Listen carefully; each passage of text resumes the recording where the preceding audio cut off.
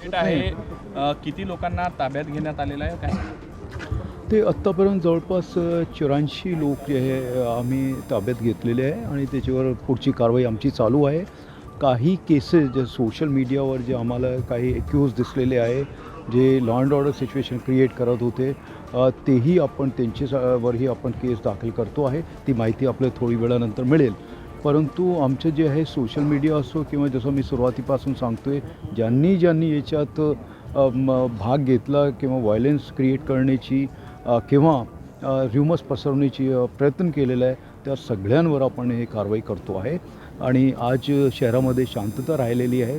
तसेच आपल्याला जे कर्फ्यू सध्या चालू आहे काही भागात, तर ते आम्ही त्याच्या उद्या असेसमेंट घेणार आहे. कारण रात्रीच्या वेळेसही काही कंप्लेंट्स आम्हाला येत होती, म्हणून आज आम्ही बघणार आहे आणि ते सगळं बघितल्यानंतर उद्याच्याबद्दल किंवा पुढची काय कारवाई राहील त्याच्यासाठी आम्ही निर्णय घेऊ. सर, आज दिवसभरात सातत्यानं तुम्ही अनेक ठिकाणी भेटी दिल्या, पाहणी केली. खरं तर पूर्ण सुरक्षा व्यवस्थेचा आणि शहरातील शांतता सुव्यवस्थेचा दिवसभर आढावा घेतला.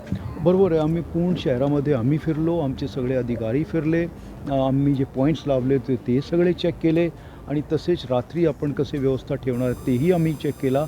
आज जे दिवसभरात जवळपास 27 ते 30 पर्यंत लोकांना आपण आत्तापर्यंत ताब्यात घेतलेलं आहे.